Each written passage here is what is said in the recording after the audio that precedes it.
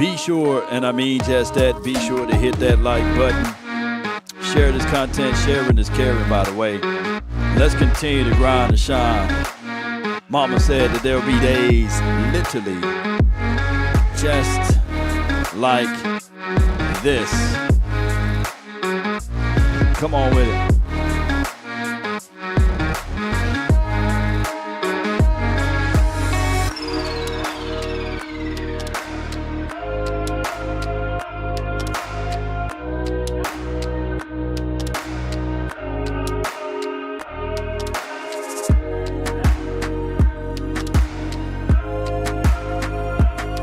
All right. The name is Law Nation. Yep. Appreciate you. Good morning, good afternoon, and good evening. As we tap in and covering all news and information around the globe, Cowboy Nation. 5. I know it's the longest intro, but you got to understand the cost that is involved. Come on with it. You say ain't no party like a cowboy party. What about a Law Nation's rule?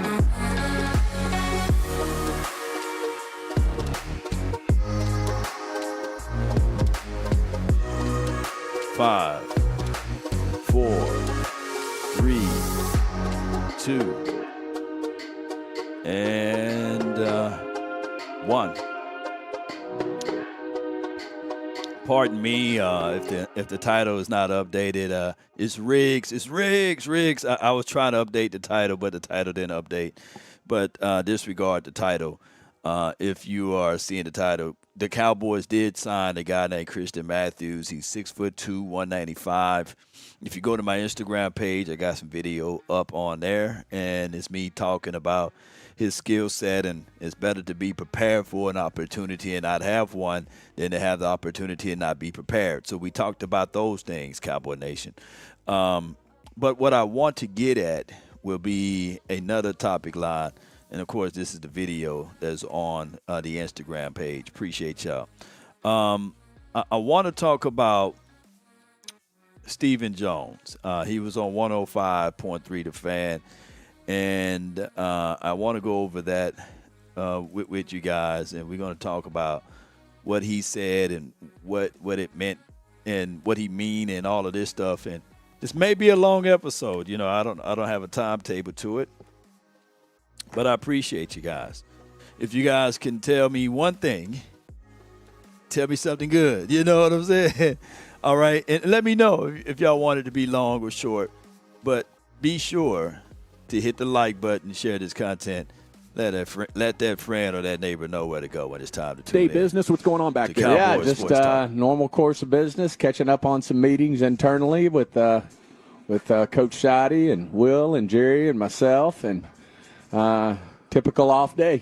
Right on. Well, it's been very busy, and there's a lot of stuff to keep track of.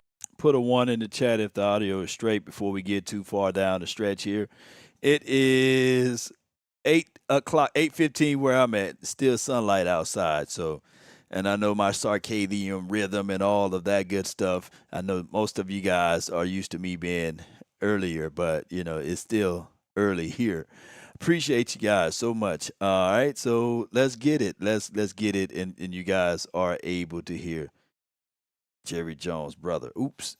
Jerry Jones' son. But they look like brothers, don't they? But, you know, what I really wanted to ask you is, have agents figured out your guys' pattern, and are they using it against you? I don't think so. I mean, I feel comfortable. I mean, we've, you know, we got Dak signed, we got CD signed, we got Jake Ferguson signed early, we got Osa signed. You know, every timing's different, every negotiation's different.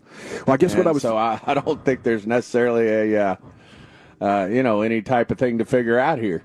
Okay, so from my perspective, if you want to go early and you take less than what you would get in free agency, you guys are very willing to do those deals. Mm-hmm. And it's been that way for a while. Sure. But if it's a really great player and they want to wait, I don't think they have any fear that you guys will actually move on. Okay, well, I mean, that's to each his own. And certainly, like I said, we've had two, if you will, great players. Okay. Getting paid highest at their position when we did the deal, in Dak and CD, and we decided we wanted to do deals with both of them. And then obviously we're in the middle of another, high-profile player, but each one of them's different in my mind. Okay. All right. Hey, man, so far Stephen Jones is standing his ground, and he's not folding up like a wallet nor a lawn chair. So, hey, let's see what the other counter is of this, because so far the guy on the radio station, he's cooking it. He's doing a great job of handling this whole conversation. Let's get it. All right, case by case basis, I can definitely understand that. From poker, and I'm a poker player. If the table knows your pattern, it's time to change the pattern. Yeah, you and I'll just have to agree to disagree. I don't think Right there's on. a pattern here. How many ways do you want me to say it? Well, I guess 3 is good enough. Yes, okay.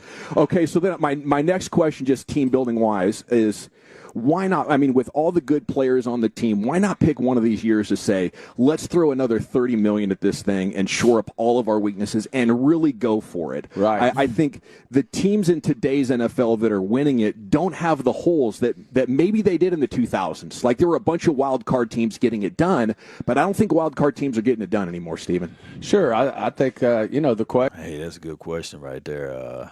Oh, my God. He's trying to roast him a little bit, right? Oh, my goodness. Let me know if you guys feeling otherwise right now. Question is,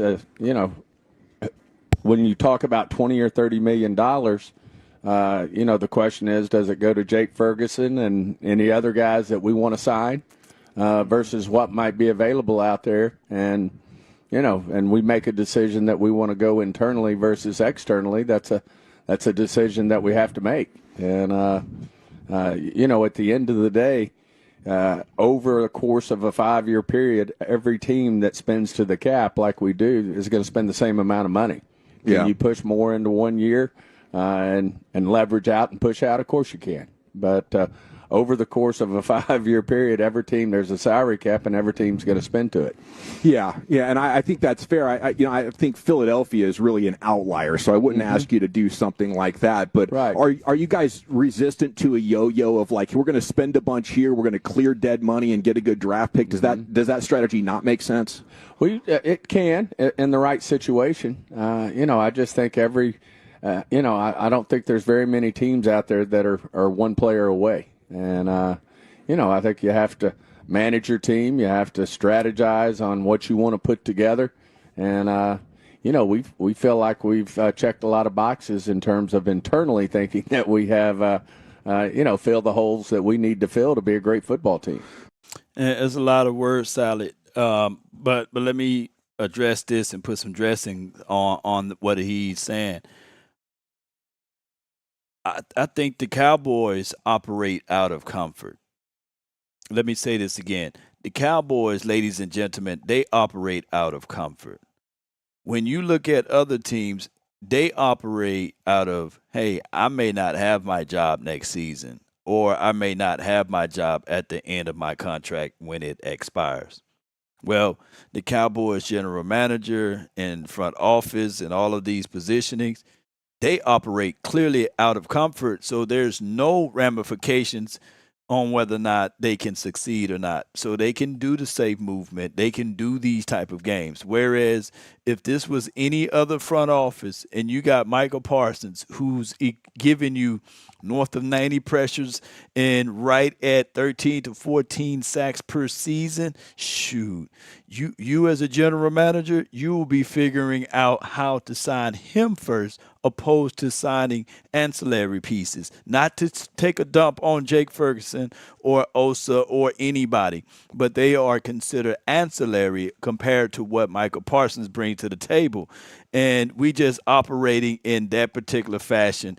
And you seeing it, they operate out of comfort, not out of hunger. When you are hungry and when you are ready to get something done, nothing will get in your way. That's why I say it's good to operate with a PhD, poor, hungry, and determined. But this team operates out of comfort. That is the only reason why Stephen Jones is able to do that, as well as Jerry Jones. Shout out to you, DT, man. Thank you for the $5 super chat, man. I really appreciate you and your support. Let's continue to grind and shine. Baby, let's get it. Okay, and I appreciate you answering these questions. I'm not trying to ambush you. You're not. Okay, so like during the season or around the calendar, we'll be having these conversations, and there's these questions that pop up, and I feel like, to be fair to you, I should give you a chance to answer the questions here on the show. Sure. Because I don't want to be talking bad about you behind your back and then not. But another thing you I had do that, would you? no, maybe in the name of entertainment. I'm disappointed. Hey, and I need to give you and Jerry your props for letting us cook. Yeah. It's rare to find a flagship radio station that can share honest opinions as much as you guys give us the freedom to at the Fan. Sure. So thank you for that. Okay, so then my third question here is, I have a theory that maybe you guys drag out the deals to get engagement from the media, and it's like the best $2 million you can spend having to give Dak a few more. Well, let's just start off. We don't agree on that. We don't drag deals out. We do deals when there's an opportunity to do a deal. And certainly no one knows what goes on internally with a particular negotiation. But, sometimes agents and players aren't ready to pull the trigger till they see other cards play. Mm-hmm. And what we're not going to do is go out and, do something that's not responsible in terms of, just in the name of getting a deal done 1 month earlier. Go do it and pay the guy another $5 million of your cap space. Yeah. And especially when you're dealing, in our particular case, internally with guys that are homegrown here, and we feel like they want to be here. I always felt like Dak wanted to be here. I always felt like CD wanted to be here. All right. Let me pause them for a quick second here. When he talk about homegrown guys, right, the guys that were manufactured here in Cowboys land, well, you should have an insight on them and pay them extremely early before it gets to the end of life of contract. And here's the reason being, because he mentioned CD Lamb. If he already knew the capabilities of what CD Lamb can exhibit and exude, meaning that when his contract was ready and available, you could have went on and gave him an unbelievable contract with $25 to $28 million, and he wouldn't have been able to demand the type of money. So that's why when you speaking, you can see the weak holes in the conversations, because if you already, oh boy, y'all gonna get me start preaching in here. If you already believeth in Dak Prescott, meaning that you wouldn't wait till the last hour to pay him, meaning that you would have extended him when it was time to extend him, when it was right at $49 to $52 million. Therefore, you waited too late. So that means that you didn't always believe it in Dak Prescott, nor did you believe in CD Lamb. Come on with it. Slap your neighbor and tell him law has entered the building and he has presented the case and he is winning, because at the end of the day, if you said that you believe it in your own homegrown guys, therefore, when it gets to the market time, you shouldn't have to play around with it. You should already approach these guys with their, I say, a contract. But we're not seeing these things, so therefore, we call it a lie. So in the words of Lord, what is it, Game of Thrones? Shame. Shame. Shame. Shame. Yeah. Shame. Yeah. I guess there's so much information that's out there. Adam Schefter was reporting, this morning. He was talking about maybe Micah felt like a deal was close, and maybe you guys felt like a deal wasn't close. I think that's what Adam Schefter said this morning. And then the progress stopped, and Micah's like, well, call me. Right? And I'm like, well, why would they not just get this thing done if Micah really wants to be here? And I guess one is that he would have to take significantly less than market value for you guys to want to do that contract with him now. And the other would be, it is probably tens of millions of dollars in free brand awareness. A lot of the things you just said are mostly inaccurate. Okay. How so? I'm not going to get into the details of a negotiation, but I'm just saying 90% of what you just said is inaccurate. All right, that's fair. It's Stephen Jones here with you in the G-Bag. Well, let's talk about the 10. Look, all he had to say, let's talk about the 10% of the things that are, so we can start from there, from this conversation. Nevertheless, man, this is a very good conversation between 105.3, the fan, Stephen Jones, and the guy that's speaking. Y'all can put his name in the chat. He's doing a great job of holding his ground from his point of view. But at the end of the day, let me talk about that 10%, Dan. Nation, thank you for answering those questions. Yes. That was fantastic. Stephen, I was going to ask you about, we had George Pickens on yesterday, and it was really a pleasure to get to talk with him. The decision to go out and make that deal, or to go out and make that trade, how did that all come about to target that particular player, and how it got you to this point? Yeah, I mean, I think obviously getting a receiver, a number 1A, 1, 2, 1, whatever you want to characterize a great receiver as, obviously was a priority in the draft. Unfortunately, it did. The pieces didn't fall our way. Sure. The guys we were interested in would go, before we were ready, or we didn't think at the time we were picking the receivers that were on the board were worthy or did what we needed them to do. So, we really felt like we needed. That was still a glaring need for us, is to go find that George Pickens type receiver. And, the great news is it came together for us. And we were able to make that deal. And certainly if we had, picked a receiver early in the draft and one would have fallen to us, then we probably wouldn't have been as interested in doing something like the George Pickens deal. Well, the Pickens trade. So them letting that out the bag that they were targeting a certain kind of caliber of wide receiver out of this draft, and somehow that wide receiver didn't fall to them, and they went and pick up a Tyler Booker. Granted, I'm hoping that this Tyler Booker thing can work out for us, because we've been striking out on the first-round draft picks lately. Not going to mention names of Tylers nor Mozzie's, but you guys get what I'm saying. We need Booker to stand up in this particular draft if we're going to do anything down the future. But when you look at what he's saying, George Pickens, man, keep in mind, we can't just be satisfied. You can't speak all of this glowingly stuff now of George Pickens, right? For us to be at this same table next year questioning whether or not you should pay him. If you already did your research, and if you know for sure that this is the guy that's going to marry well with CD Lamb, then you better be making sure that your team of cap experts and all of this stuff get ready to pay him. Because one thing I do know about Cowboy fans and everybody else that's watching, especially the 3-ladder to 4-ladder network, they would turn Pickens into a monster real quickly. Right, based off of what we do this season and, of course, in the postseason, right?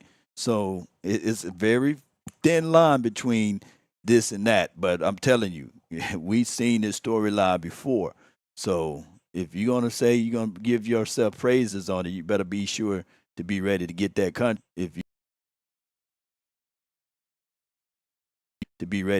contract going, even with him. Elam, some of the other signings, they were former. Going back to your old notes, what you thought of them coming out of the draft, and then at what point into a player's pro career does that maybe not hold as much weight because you've got to reevaluate them as a pro versus what you thought coming out of school? Yeah, we use both. We get all the information we can gather. Obviously, we go back to our original scouting reports on the player, his football character, all the things that we look into, and then we put the pro grade on him as well. And then we factor that in. I mean, we've had success with this. I mean, obviously we had a real high grade on Hooker, and Hooker's been a great player for us in terms of, what he's done for us. When we have guys that we had first-round grades on, we've had a lot of confidence in the way we've drafted and have success in that draft room. And so we do go back to that. But certainly we also put a heavy portion of the grade, if you will, on his pro grade and how he's played. And, some of these guys, obviously, you're getting them for a lot less because, they didn't work out with that particular team. And how much of a relief was it yesterday to get that Guyton news? Oh, whew. I mean, we spent a half a day just in the tank. I mean, it really was a tough situation. It just, it shows you how fragile this game is, and he's having a hell of a camp. And, I'll say this, Dr. Cooper's pretty accurate at diagnosing those, and he doesn't miss many of them. But he was smiling ear to ear when he got to call us and say, I was wrong on this one. It's intact. So, it was a huge, huge plus, not only for obviously us, but just the organization, the coaching staff smiling ear to ear today. It's just because he was making really great progress out there, and he'll continue to do that. I think he's certainly learned a lot, matured a lot. I think this new coaching staff's really helped him. Not that Coach Solari wasn't a great tool for him as well, but I think they're straight up with Tyler, and I know he'll respond well and do the rehab he needs to do, and hopefully even beat the prognosis and get back even earlier. All right, so basically he's saying that Dr. Cooper, originally had made some type of mistake, and when they did the second opinion, they realized it's just bone bruises. With Tyler Guyton, that is something that we can all say that this is something that's major, because we need for him to get all of the reps possible, because we are hit with some negative connotations as it relates to that. If you guys are having audio technical difficulties, I'm hearing that all you have to do is close your apps out and then come back in and let me know if that fixed. And then clear your cache out too, especially those who've been watching stuff that you don't supposed to be watching. Yeah, that works all the time. Make sure you delete that app and take it out, okay? Y'all make sure now. Come on with it. Let me know. Put a 1 in the chat if the audio is straight now, though. Let me know if that fixed the issue and we get things going the best way possible. Let me know if that did fix the issue. Let me know. Yeah. Yeah, so let's get back to it, Cowboy Nation. Appreciate you guys so much for jumping in. All right, so all signals are showing clear here. All right, so that's what it was. Okay, all right. Let's get back to it. Are you guys looking externally at all, or is that an internal patch? We always looking for for help, and we'll continue to look for ways to make our team better. And but we do have guys. One guy I'll point out, and he's probably going to go with ones. Till we get Tyler back, is Nate Thomas. He's having a really good camp for us. He's exceeded expectations. He's serious-minded about what he's doing out there, and the coaches are really liking what he's doing out there. So, we do feel like we've got some good players there that can certainly do the job. Stephen, Jerry never pulls punches, and he's talked about with the stuff. And I wanted to ask you how much this has changed throughout your career of players like Diggs working elsewhere, and how is that adjustment been for you, where before it seemed like the injured players were always within the organization, but now it's changed. How have you had to adapt to that, and is it something that we're going to see more of in the future? No, I hope not, because I think a player's much better off training with us than he is somewhere else. I just think the discipline to come in every day, do the work, is there when they're here. Now, obviously, with league rules, there's certain things that are mandatory and certain things that aren't. But one thing we can do, which we'll continue to do, is put in every player's contract, especially guys that we, pay significant amounts of money. We expect leadership, and we expect them to be here. And certainly we address that with Diggs, that he certainly paid a price for not being here. But we're paying a price, too, because we felt like he might be further along had he done his rehab here. He may differ with that. Right. But had he done his rehab here, we feel strongly that he would be further along. And all right, so Brent Brown is the guy that do all of the strength and conditioning stuff out there. You see him working the courts, and I think that with Trayvon Diggs, sometimes you just got to go where everybody goes and have good report from, and when you look at when he went to Florida to get that rehab, they are world renowned. Like people fly, all of the athletes fly to that location to get their rehab going. Now, I'm not putting down the Cowboys rehab program, but if I made $100 million, right, on a contract, and I'm trying to solidify the reason why I'm making that amount of money, then I'm going to the best of the best. You know, I'm not trying to figure out things for $500,000 fine of whether or not Brent Brown can do that for me in the state of Texas. Keep in mind, we are in Oxnard right now. The reason being we are in Oxnard is because of the weather.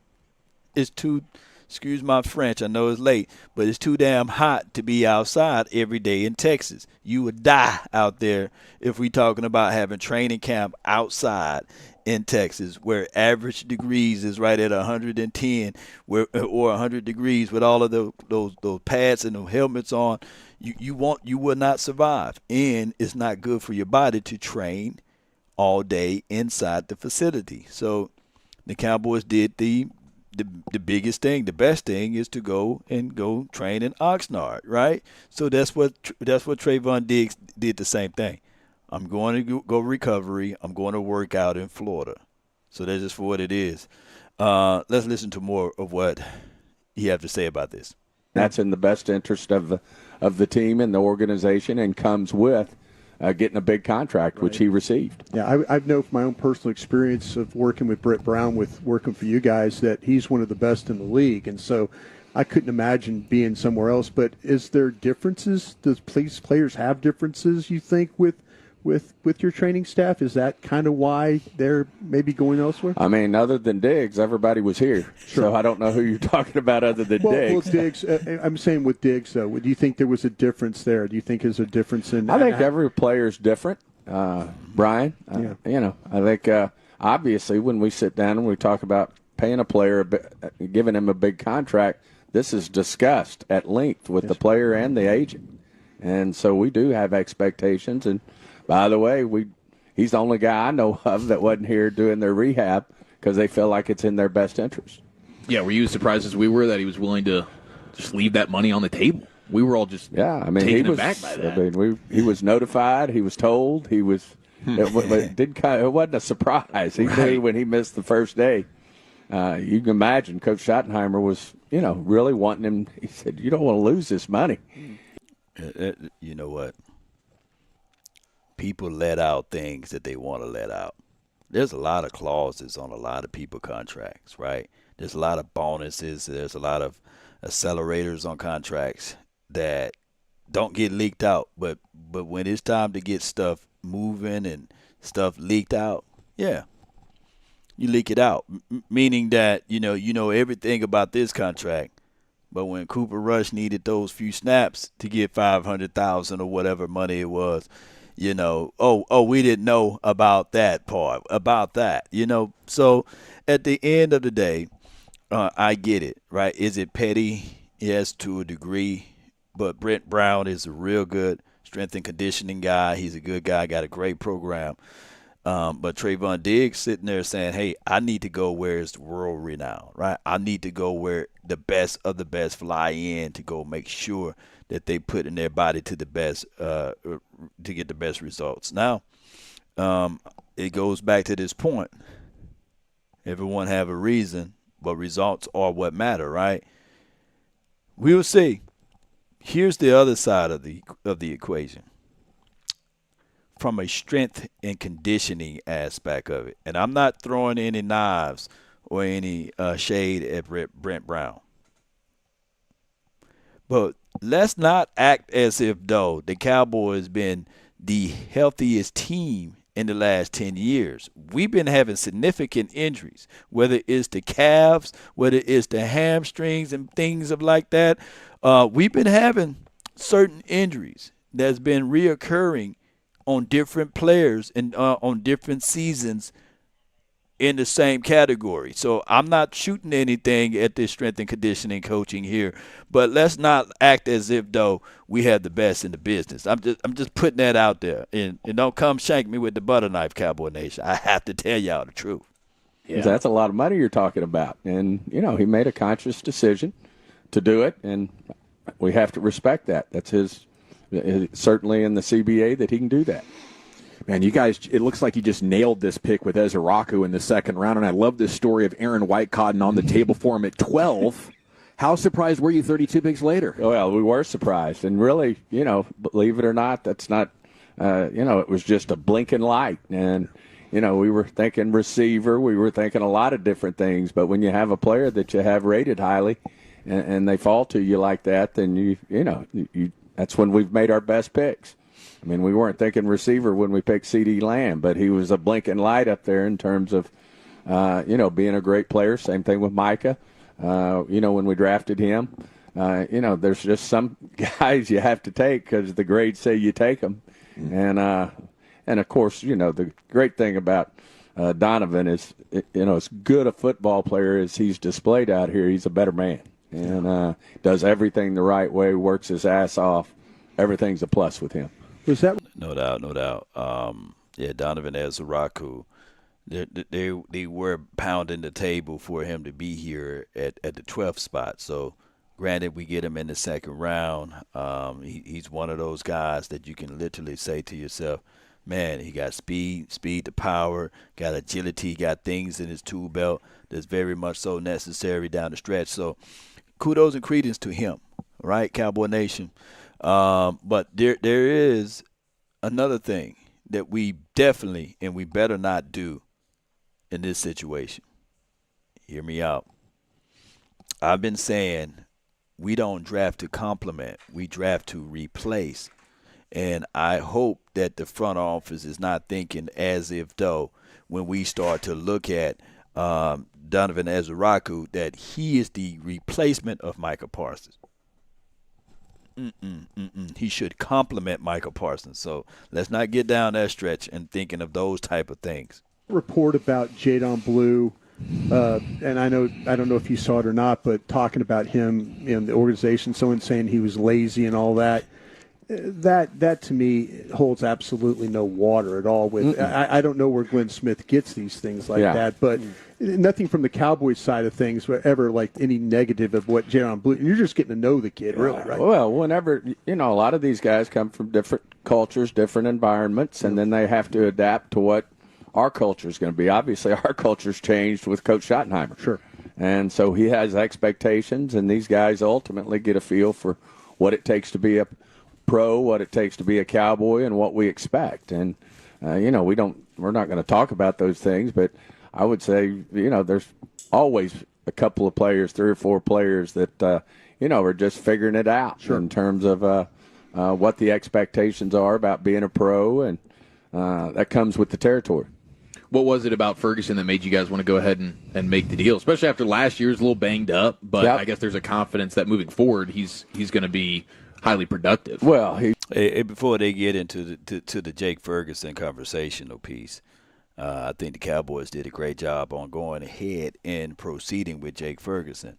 But let me be real with y'all. Jake Ferguson deal, the Osa deal, any of those deals that was done before Parsons is equivalent to you paying your light bill and your water bill before you pay your mortgage. You should always know to pay your mortgage first. And the Cowboys ultimately, and I mean just that ultimately, is going and working backwards with the way they are paying these contracts. Now, granted, we can talk about the fact that these things are already set in stone or how the Cowboys move, but they are operating backwards. Pay the biggest contract first and then divide the money out. But we working backwards. We think he's going to be very productive, and of course, somebody like a George Pickens is only going to help him, right? Because there's going to be some distractions away from Ferguson. Yeah. That maybe he was probably our number 2 target last year after CD, and but his football character's special. Jake, he plays the game the right way. He does everything the right way. He wants to be here. Certainly, he's respected supremely by his teammates, starting with the quarterback, which is important as well when the quarterback thinks so highly of somebody. And, he saw what happened, with Schultz, who we really thought a lot of. And, he decided, hey, I want to be a Cowboy. I don't want to be playing it out and then maybe going somewhere else. He wants to wear a star and be a Dallas Cowboy, and he represents all the things, that we want in a Dallas Cowboy. Wait. Did he say Schultz? Dalton Schultz? Or he getting his name mixed up? Or look, man, let me know what he meant about that part of it, y'all. Let me rewind. Let me see. He plays the game the right way. He does everything the right way. He wants to be here. Certainly, he's respected supremely by his teammates, starting with the quarterback, which is important as well when the quarterback thinks so highly of somebody. And, he saw what happened, with Schultz, who we really thought a lot of. Right. And, he decided, hey, I want to be a Cowboy. I don't want to be playing it out and then maybe going somewhere else. He wants to wear a star and be a Dallas Cowboy. And okay, I get what he's saying now. I guess Schultz didn't want to be a Cowboy, so he's saying that he wanted to be a Cowboy and he don't want to play it out. I don't know. But the Cowboys caved on that deal, with $11 million for a 1-year rental, putting him on the franchise tag. And I'm talking about Dalton Schultz. Remember, you can't prorate that money, you can't spread it out. That's the equivalent of having 2 superstars on your team by paying that money that you're not able to prorate. But that's a whole nother conversation. The Jake Ferguson thing, the $50 million contract, I think that they did win with this one, though. He represents all the things, that we want in a Dallas Cowboy. Deron Bland mentioned after practice yesterday that there had been some talks, maybe getting his deal done. We've often talked about like outside versus inside with Deron Bland because he's shown that he can play both at a high level. Do you view him either or, and is he maybe next up to get this thing inked? Well, he's versatile, and anytime you're versatile in this league, it's valuable. And, he's a guy we think a lot of, and certainly if he's willing to share that, it's probably accurate. Good. So that's a good thing. But, not to be defensive to our conversation, I mean, we have these talks. We're not a team necessarily that waits. And, at the end of the day, to ultimately get a deal done, you've got to finally get to a point. And there's reasons why some of these guys want to wait and a reason why some of them. I mean, we did Dak's deal a year early. He still he had a contract, could have played it out. But, I just, that's something that we're always looking for opportunities. And it's not necessarily because you can get a bargain on them. It's just because, hey, they decide that they want to go ahead and take care of themselves. And you never know, when something happens like yesterday and it's not good results. And, you wake up and a player gets injured and he says, damn, I wish I would have gone ahead and done my contract. Because sometimes it can affect your value if you said, boy, are y'all hearing what he's saying? Let me rewind one more time right here. For educational purposes, right? For opportunities, and it's not necessarily because you can get a bargain on them. It's just because, hey, they decide that they want to go ahead and take care of themselves, and you never know, when something happens like yesterday and it's not good results. And, you wake up and a player gets injured and he says, damn, I wish I would have gone ahead and done my contract. Because sometimes it can affect your value. If you sit out a year and you're coming off a major knee injury, you can, it can hurt your value. And that's why some of these players resist on coming out, even though they are under a contract, but they want a bigger contract. And no one likes to wait to the end of life of contract and plan to the end of it. So that's why they banged the table for an extension. That's why when Michael Parsons stated, yeah, I would love to have gotten extended last season, right? So we wouldn't be having this conversation now. So we had a guy to break his neck. We had a guy to have a ACL tear scare. We have the Carson's injury that he's going to be out 4 to 5 weeks. We had Andre Booth, who got banged up, Brevin Spanford, who twisted an ankle, as well as my guy, number 2, Wanye, So these are injuries. And if you are up for a contract and you still running out there, don't y'all know what David Mulugeta is telling Parsons? Hey, man, you playing with fire. You playing with fire. Even just going out there, right, and running some drills. He's playing literally with fire. Now, I'm not sitting here saying that I'm team only the players, and not team front office. But we got to understand that the 3-ladder and the 4-ladder network, and some Cowboy fans will paint us or paint the players as only villains if they don't show up at practice or they don't show up at camp. This is the negative connotation all comes around when you wait too late to pay your players, when you don't play your star-studded guys early. Stephen, you did an interview or a little talk after one of the meetings at the owners' meetings there, and you said, hey, I don't want to answer any more questions about it. It was talking about some contract stuff and all that. I sensed there, and that's just my observation, I sensed a level of frustration with agents not allowing you to do something you're really good at, and that's negotiate. Do you get, and I'm not saying you're calling out agents. I'm calling out agents for you because I honestly it takes two to tango. No, and I'm watching it and I'm saying, I've worked for that man. He's frustrated he can't do something he's good at because they're not allowing him to do it. Well, I would say this. I just think all agents have different styles. Sure. And, not all styles are styles you like. Right. But they can still be very effective. Sure.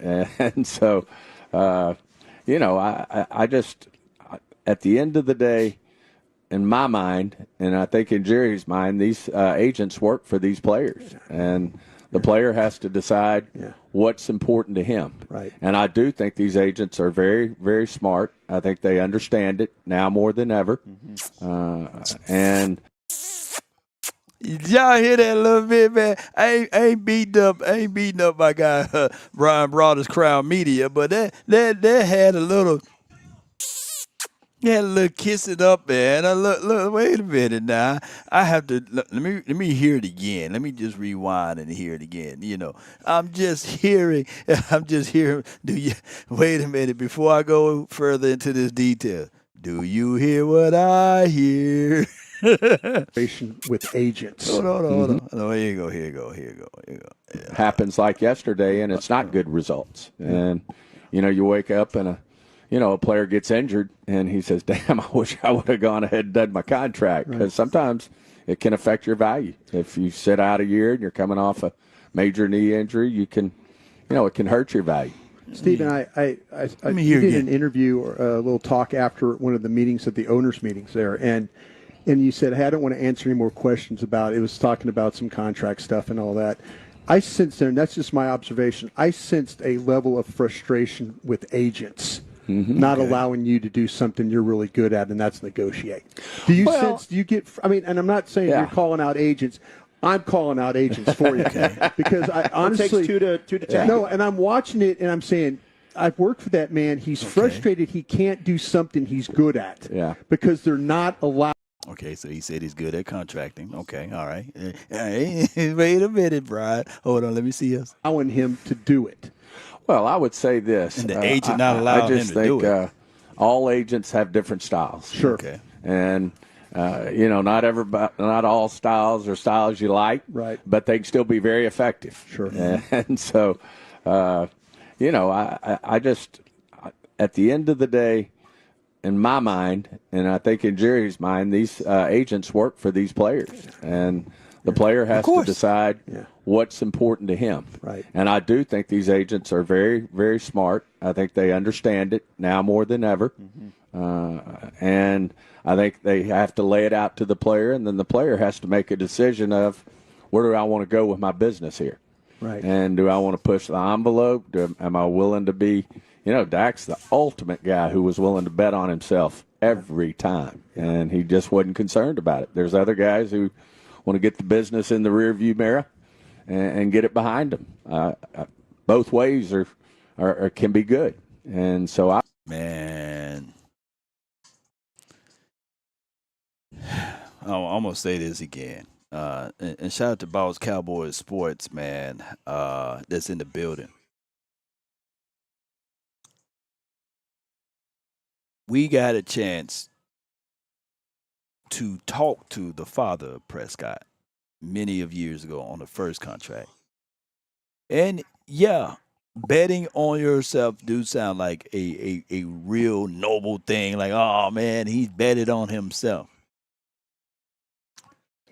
But it's not the best thing. Oh man, I had to bet on myself. When will the team be on your side? Because his father was in tears and he said that the team pretty much betted against him. So it's a two-way street, you know. At the end of the day, it's a difference of feeling that if you graduate from high school and your grandparents got a trust fund for you or your people then set something aside, right, for you, and they are putting things in place so that you can achieve to get said trust fund or to get those things versus someone putting roadblocks in front of you saying, hey, I want you to get this, but I want to make it as difficult as possible. And I'm going to sully and allow these things to be denigrated and talked about and spit upon you while you in the process of receiving said gift. No, it is easier to work together on these things. These players, of course, they're going to say at the end of the day, I'm going to bet on myself. Every day you put on that helmets and cleats, you're betting on yourself, ladies and gentlemen. Every player, and I'm not using this as a joke, is a Ryan Shazier hit away. So every day you put on that helmet, them pads and them cleats, you're betting on yourself. So at the end of the day, Parsons shouldn't have to go and prove that he can give you 90 pressures, that he can give you 14 to 15 sacks a season. That's already been done. So he should already get his rewards. You know, it's crazy. It's crazy. But let this continue to be talked about right here. Let me rewind just a little bit. We at the tail end of this interview. Make a decision of where do I want to go with my business here. Right. And do I want to push the envelope? Am I willing to be, Dak's the ultimate guy who was willing to bet on himself every time. Yeah, no choice. He just wasn't concerned about it. There's other guys who want to get the business in the rearview mirror and get it behind them. Both ways are can be good. And All right. So I don't know where you at on here, but he says 1800. He states this. Law, Micah has 1 sack in 4 playoff games. Now, when we start talking about ability and skill sets, and this is 11 versus 11 sports, right? This is not an individual. Micah Parsons is the equivalency of what Dak Prescott is on the defensive side, basically. What I'm getting at, this is a team sport. If I know for sure, when you go if you go talk to any offensive coordinator, and I'm meaning this from the depths of my heart, if you go talk to any offensive coordinator and you saying to that offensive coordinator, what is your game plan against the Dallas Cowboys? They're not game planning for D-Law. They're not game planning for DeRon Bland. They were definitely not game planning for any of the linebackers. They said we're going to make sure on offense that we know where number 11 is at, and we're going to make sure that we make him run all over the field so he won't be an X factor in these games. And they won 100% of the time. What was our counter? What did we do to counter the Micah Parsons effect of only having 1 sack in 4 playoff games? We didn't do anything to complement that. We drafted Amazi, right? We didn't do anything to complement that in the postseason as it relates to what a linebacker is supposed to do coming off of the Parsons side. You see what I'm saying? We didn't do anything to combat against why is Micah Parsons' numbers are so low. Yeah. Clay Cup says Aaron Donald was game planned and still cooked. And this is where I'm finna cook. In order for Aaron Donald to be successful, what did they do in order for him to lift up that Lombardi trophy? They went and got the Avengers. Let me state this again. They went and got the Avengers. Case in point, even for the guy that's in Cleveland, Myles Garrett, in 3 playoff games, he only got 1 sack in his entirety of his career. And he's getting $40 million. So if we're going to use this, hey, what do individuals do in postseason games in order to pay them, then let's make that rule across the board. Nobody brings up Myles Garrett because he's in Cleveland. You get what I'm saying? So even when I'm talking about Aaron Donald, yeah, Von Miller, a Leonard Floyd, a Jalen Ramsey. Come on. They went and got the Avengers without all of those pieces, and they went and got a big boy to be placed inside and trust and believe he wasn't 300 pounds. Sean Robinson. They had the Avengers over there for the Rams. It wasn't just Aaron Donald, by the way. I can make an argument that Aaron Donald, he's nothing. He's nobody just by himself if we based it off of those standards. But it took the Avengers for him to win it ultimately. So if it took that for him to win, what will it take for Micah Parsons to win in the National Football League in the postseason? It's going to take more than what we had out of making one major acquisition last offseason. That was Eric Kendricks. It's going to take more than that. And so I really don't, I'd say very, very, very few agents do I have a problem with. Right. And so I can work with them. We can talk. But timing can be really important, and especially to the agents. And sometimes they're laying out to the player, hey, let's let a few more cards play before we make a decision, which you have to respect. And you can't push the issue. I just sense frustration, and that was just my observation. But it's obviously it's a lot of money this day and time. It's a lot, and I understand it. It's generational money for these guys. Sure. And they handle their business the right way. It's great for them, and hats off to them. They get what they deserve, and you go from there. Get back to Texas and get some brisket sandos. Yeah, we always try to sell them on that. Hey, there's no state taxes in Texas. Cost of living's good. I mean, you can imagine all that comes out of our mouth when we're trying to get that price down a little bit. Seriously, though, how much do you look forward to a brisket sando when you're away from Texas? I miss it. I do miss my barbecue. I promise. Well, Stephen, thank you so much for being. All right, good interview by those guys there. Good interview altogether.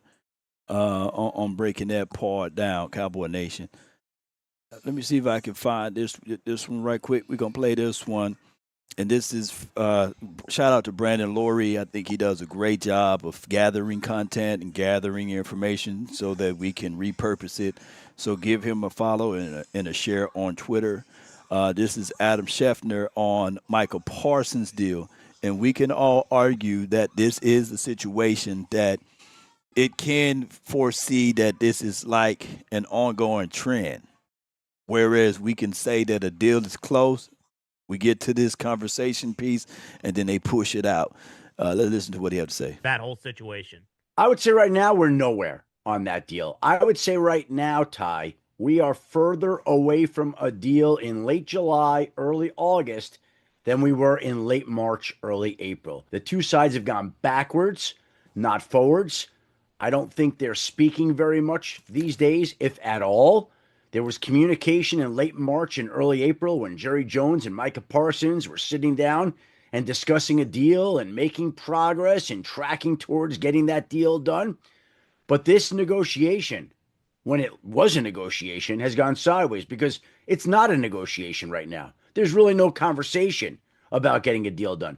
It's ego. It's ego now that's at the table. And unfortunately, when you look at Jerry Jones, he can wait this out. It's no pressure when I'm talking about when you're operating out of comfort. There's nobody jobs on the line. And at the end of the day, here's where the tug of war goes at on both sides of it, right? And ego is edging God out for those who don't know, right? When we start looking at this whole entire process, on one end, you got Jerry Jones and Stephen Jones saying that, okay, yeah, we're going to get this deal done real swiftly. Michael Parsons said that he would love to be a Cowboy, and we would love to get a conversation going with him. And he said that he would not like to be the highest paid player in the National Football League. So let's go ahead and have this conversation. He gets in and he gets into the interrogation room, and they start to have these conversations, real tangible conversation. But none of these conversations are valid without your attorney present, right? Basically, your agent is like your attorney. You can't be making deals without your agent.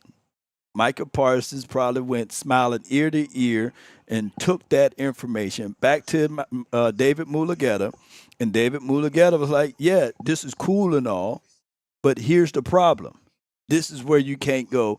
This is what you can't do here. This is where you lose your guarantee. This is a bad deal.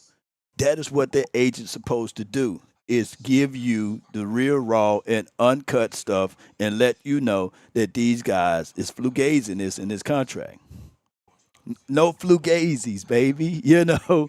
And to make a longer story short, Jerry is like, hey, you don't trust me. And the agent's like, my job is not to trust you. My job is to trust and bring and provide trust to my client and provide value to my client and let him know that these are the pitfalls within the confines of this contract. It's not a good one. So they get egos crossed. The longer you wait, Jerry, the more that David Mulugeta can say, well, Myles Garrett got 40 now. This guy's getting 41 now, or this guy's getting 43 now. The price of the bag is going to increase. The only way that this price of Micah Parsons can go down below market value if something happened to him. And that's something we're going to all bang the table on and hope nothing happened to him, you know, as far as a legal situation or as far as an injury situation. You get what I'm saying? His price is going to always increase. Yeah, T.J. Watt can't stay healthy but got paid. You're right, T.A. And what Parsons got in his bag is that he got youth on his side. Those guys who just got that money, shoot, they're averaging right at 4 to maybe 5 years older than Parsons. So, yeah, so the report of him asking for $50 million, it may not be strange. It may be right around that area. But what I'm getting at is that it may not be right at 50, but it could be close to 43 now, 44, because you got to factor in the age of what Parsons is and where he stands at stat for stat with those boys. It's crazy, but let's listen to the rest of it. I appreciate y'all for tuning in. That could change next week. It could change shortly before the season. We've seen how long Dallas sometimes waits on some of these deals. See CD Lamb and Dak Prescott last season. This sounds different to me. This sounds a little bit more personal from both sides. It sounds like Dallas is upset with the fact that it felt like it was getting closer to a deal, and then that deal went sideways. And I think Micah Parsons feels like this deal should have been done. I don't think Micah is real happy with them. I don't think they're real happy with him. I don't think anybody's real happy with anybody. And I don't think there's a deal that's being discussed right now, not to mention being close. Yeah, so that's Adam on his thoughts and his opinions of a deal and just reading the tea leaves of the situation. What I'm going to get at is Cowboy Nation, in any of these situations, as far as the deal being done, is being pushed back because there's no rush for Parsons. Once TJ got his bag, that's where the floor is at. You get what I'm saying? Like, once TJ got his bag, okay, that's the floor. So that's why that deal takes longer for it to happen. Case in point, the same thing happened with CD Lamb and Dak Prescott to that degree as well. We're going to do some Q&As right now. Ask me anything and everything about the players that you guys would like to know. and we can get this going for the remainder of the show before we depart. But I really appreciate you guys so much for your support here on the Cowboys, and I thank you guys so much for your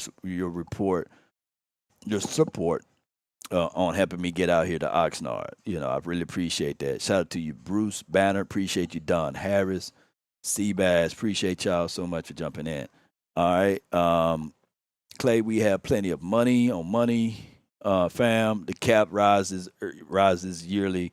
Yeah, I think that the old argument of the salary cap thing should be all put to bed now, based off of what we are seeing off of like the 49ers camp, the Detroit Lions camp, and of course with the Eagles camp. They pay their people, so the salary cap notion thing should be all to be damned. Law, do you have any truth to that? Let me see if we can close this out. Let me see if I can refresh, make sure that this is up to date. The truth aspect of it is that we had $31.7 million. The Eagles got $30 million. They spend, they scramble, and they scrape, and they pay all of their guys. And we talking about Parsons. Will he get paid or should he get paid? And we still sitting around on $31 million. Come on with it, man. Just pay your guys. And on top of that, I mean, not just the Eagles to that degree, the 49ers, they paid their quarterback $250 million, right? They still got $46 million available to spend. The Lions, they paying their guys $48 million. So you can pay your star players and get it out the way. Yeah. Micah don't need more money. He's a lion. He needs meat. I feel you, Jerry Jones. We got Jay with the super chat. Appreciate you. Law, have you seen Abdul Carter? That guy is Micah. Shout out to Abdul Carter. We will see him week 2, though. We'll see him week 2. Tyler Smith, Bland. This is from Clay Cup. Both of those guys are solid. Yeah. Sign Parsons, go get Gilly, and a defensive tackle. Yeah. I think that the Cowboys, by next week after they do this Lions, not Lions, but the Rams practice, I think they're going to sign a defensive tackle very soon. Very soon. Action states, Law, don't Stephen Jones sound a lot like a former owner in Candyland down there in Mississippi? Riggs! Shout out to Candyland, man. Appreciate you, bro. Mr. Jerry Jones is good. This is Bruce Banner. Appreciate you. I'm celebrating when Parsons get his deal. I want to lock in our core players. This is from Ace Boogie. Yeah. Yeah. Look, there's no party tonight, man. It's just all rest and relaxations tonight. Rolando Rodriguez says, Law, what's up? Texas, should the Cowboys sign Will Hernandez and Gilmore? Need some veteran helps to go Cowboy. Will Hernandez, that should be a no-brainer. He knows the system that Clayton Adams run, and he will fit right on in with Connor Riley's philosophies here. I guess it's better to have him. You know, as they say, it's better to have it and not need it than to need it and not have it. I don't see no harm in getting a Will Hernandez. Far as a veteran cornerback, Gilly is the guy that's on the top of the list. I know that they want to shake the tree and see what they got with the guy right now with the Christian Matthews kid that's signed today. But we'll find out. We'll find out down the stretch. Jerry Jones, pay his people. Okay. Smash the like button, Trey Maddock. Okay. This is from James. He says, if Parsons and Jerry would get off of their butts and get the deal done. Yeah, that's all we're asking, to get this deal done. Yeah, we need to. Yeah, we need Christian Wilkins, not the Christian Matthews. We need to be specific. Somebody said, oh, I hope we get Christian. They wasn't specific in their prayers, and we got the Matthews instead. Y'all got to be more specific. Come on with it. Salute to you, Nathan. Shout out to Law, best Cowboy YouTuber to this date. Appreciate you. Shout out to you. Nothing but love from Fort Worth, Texas, man. Appreciate you, man. I just feel like there in this space there are many goats out here, and we got many people making some great movement as relates to this Cowboy space. And I really appreciate each and every last one of you all. All right, so any other questions? Kristen Wilkins is a zesty fam. Y'all ain't seen the video of him violating players. Yeah, I'm not finna click on those videos. But, one thing I can tell you, being zesty and all of this stuff, we had a guy in the 90s that was very zesty and crazy, but nobody would tell him. Charles Haley, they say he'll go in the locker room and the first thing, like not most people take time to get into their birthday suit. He would get immediately in his birthday suit as soon as it's time for him to hit the locker room and would sit in your locker. So it's just crazy. That's zest. That's zesty all the way. But nobody would say, hey, Charles, during that time frame, nobody would call him out, Yeah. Nobody would say, hey, hey, Charles Haley, put some clothes on or something, But it is what it is. And legends have it. Because I talked to David Irvin last year. Shout out to David Irvin. He was saying that Charles Haley was still doing it during the time that he was there, as he is a consultant. It's crazy. It's crazy. In fact, even Mark Holmes vouched for Charles Haley. Yes, indeed. I think that the storyline with Mark Holmes was they played on the same high school team together, something like that, and he hit somebody so hard that he turned that guy into the LGBTQ community guy. He turned him into one of them, and he became a cheerleader, world renowned over there. Some storyline like that. Boy, is Trayshawn Holden getting any reps out there, Jeremy? All right, so I love this. Trayshawn Holden. I'm seeing someone keep asking me in the comment box, hey man, Law, you was hyping up Trayshawn Holden. How's he holding up?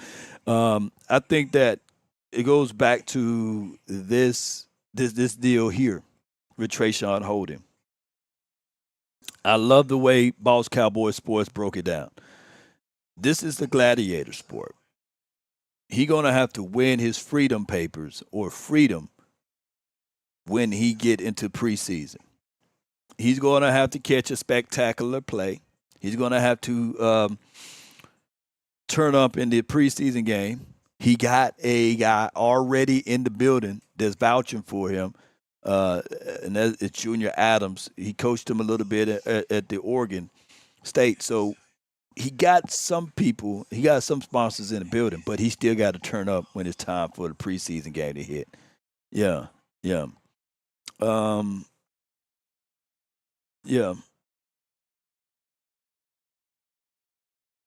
Yeah, Smoke 140 says, Law, you said a lot on David Irvin 8 years ago. His interview about Stephen Jones makes sense right about now. Yes, he says a lot about that. Yes, indeed. Shout out to you, Smoke 140, and appreciate you for sending me that information there. Yeah. I don't think that he knows enough of the playbook, but I think that the special team is going to be his ticket for right now. Yeah, the special teams. That's the team that you want to win. You want to get that special team. Holmes went to JMU. Yeah, JMU. Shout out to Mark Holmes going to JMU. Yes, indeed. Knock his equilibrium. Yeah. Equilibrium off. Knocked him up, man. Shoot. Yes, indeed. He should still be balling right about now. Yep. And you're talking about David Irving, right? Yeah, crazy stuff that happened to the Cowboys nation. All right, Cowboys, man, this was a great show. I hope all is well with you guys, especially enduring through all of the content information that we have today, and then there's going to be some good information tomorrow. Appreciate you, Jesus. Appreciate you in the chat. Shout out to JB2. Dominique Pittman, thank you guys so much for rocking with us. Before we go, let's listen to this right quick. Spartans! Yo, if you're serious about gaming, you need to check out the Turtle Beach Self 700. The headset is built for power, comfort, the hybrid leather cushion, metal reinforced design, the clean, lay flat look that made to last, the real magic, the dual driver that give you high definition 24-bit audio sound. That crisp, that footsteps, clean shot, 3D sound that put you in the game. In switching device easy, you can bounce between PC, PlayStation, and even your phone with Bluetooth. Thanks to crossplay, noise cancellation, giving you crisp, crystal clear, zero static sound. Game smarter, play louder, dominate everything. And remember, you're listening to nothing but the best. Let's get it. Let's get it. Sounds of soft souls and hits and oldies. Shout out to you, Warren Duncan, for the $50 cash. Man, I appreciate you, man. He says, here's a little something for dinner tomorrow. Man, boy, I can elevate my steak menu from a Salisbury steak now to, a ribeye, man. I'm going to have a ribeye for tomorrow, man, when I go out to eat, man. I appreciate you, Warren Duncan, man. I'm really going to say, hey, man, I dedicate this ribeye to my guy, Warren Duncan. Shout out to you, man. Appreciate you. $50 of not, yeah, that's... Hey, the VIP section is $300, right? You know, so if I want to go there now, all I have to pay is $250. See how crazy that is? But I appreciate you. Hey, Blue Virus, let me know when you're going to be in town, too. Let's get it, man. Appreciate you guys, man. Warren Duncan, log on to Roof Chris. Yeah, yeah, elevate. You know, Quality Ends Law. Y'all say law over here at the Quality End. Hey, quality is quality law now. You know what I'm saying? Yes, indeed, Cowboy Nation. But it is for what it is. It's not how you start, it's how you finish, right? And we're going to finish out strong. Quality End Law. Maybe we get some more support over here. I'll be at the Rich Carlton. Yeah. Don Harris is VIP on point.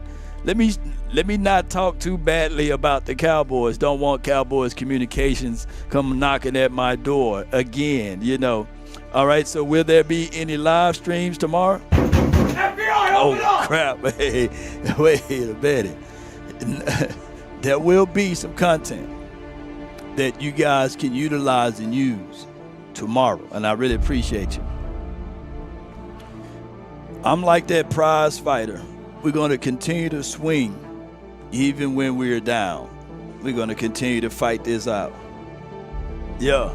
Wait a minute. Somebody talked about Salisbury steak. Hey, Salisbury steak is good, you know. Shoot. Especially when it's homemade, you know. Caramelize my onions. Yes, indeed. Give me some mashed potatoes. Not the kind that come out of the box. Yes. But I might tomorrow give me some tacos, though. You guys give me what I'm saying.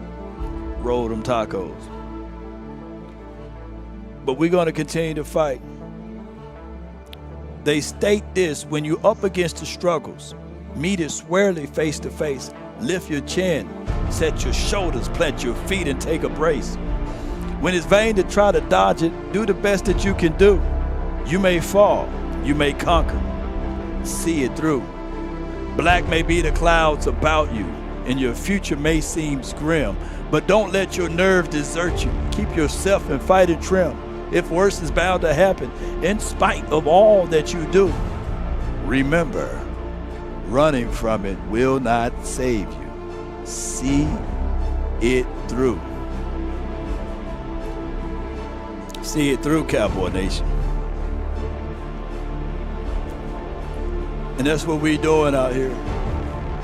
When we up against the times, when we up against these moments, when we hearing that player done broke his neck, a player done separated his knee, or his ankle is twisted high and low, are we prepared to go into war?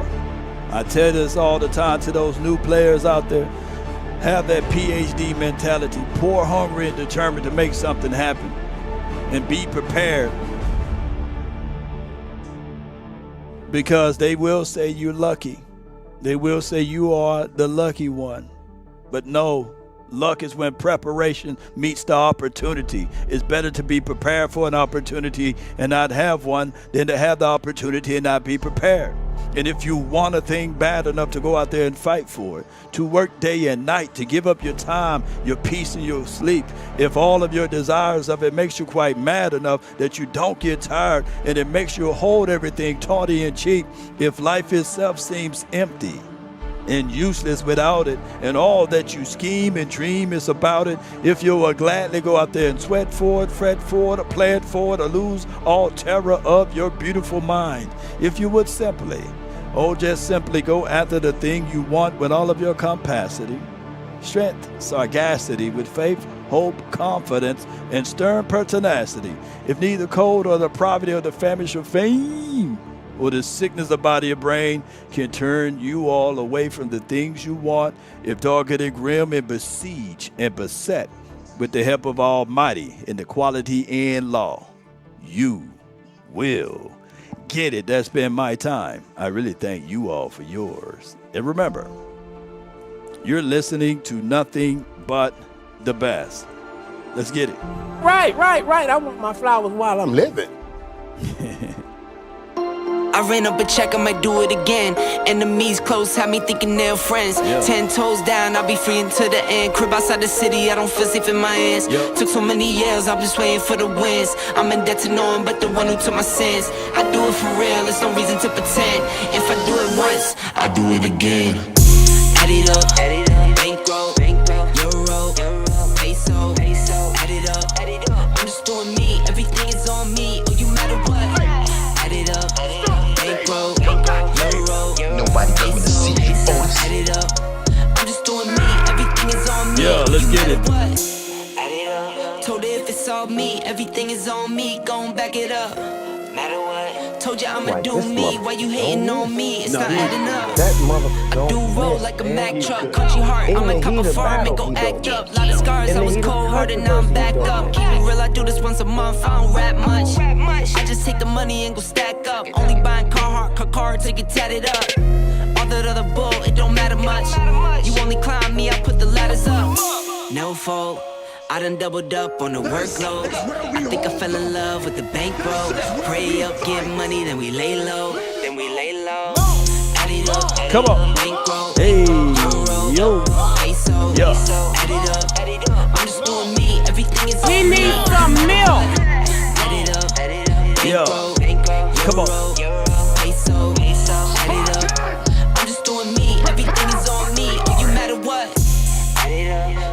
It's all me, everything is on me, gon' back it up.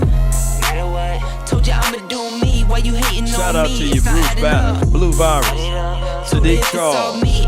Come on with it. Gon' back it up. Yeah. Matter what? Told you I'ma do me, why until you next time, me? It's not adding up. DC for life, not for short, baby. Let's get it. Yeah. Not the one who make the rules, right? Do it, left, do it, right. Do it, left, do it. Yeah, on paper, they're a better team. Right. They have all the assets and resources that we don't. But let us get on the line. Be sure to check out RogueShop for your troubled nights of sleeping, for your renovations of your minds, to elevate you to a cloud nine, to a place that you need to be at. Check out RogueShop. Be sure to use the promo code LAW. Yup.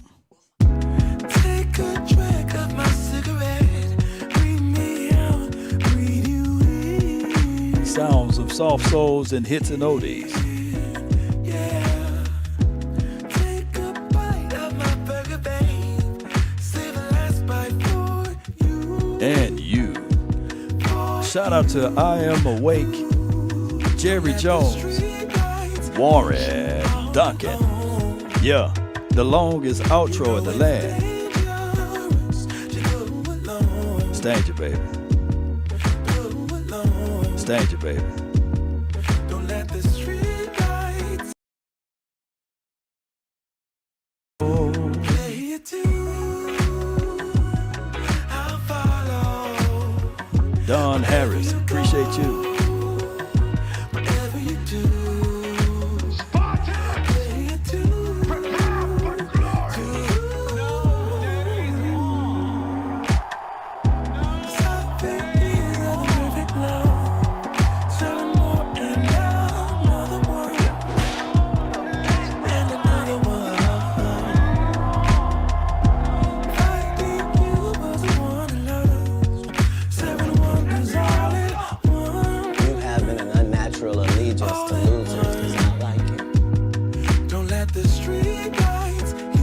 listening to Nothing But the Bass. You know it's dangerous to go alone. Don't let the street lights. Are you not entertained? Let's go, man! Let's go! I follow wherever you go. Whatever you do, play it too.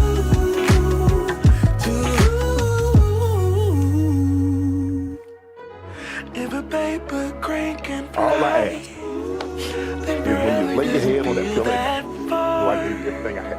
I gave you everything. Pray for rain, you gotta deal with the mud too. So far, if a paper Nobody coming to see you, Otis. then forever doesn't feel that far. So far, so far. If a paper crane can fly, fly on, fly on, fly on, fly on. Simply because you don't have evidence that something does exist does not mean that you have evidence that something doesn't exist. Smoke weed every day. Let me crack your cranium and fertilize your brain. Spartans, prepare for glory.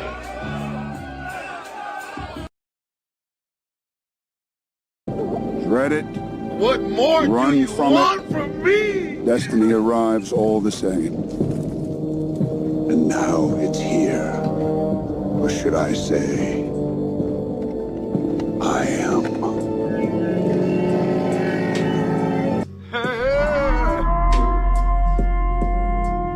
Ain't nobody calling me, texting me, paging me, asking me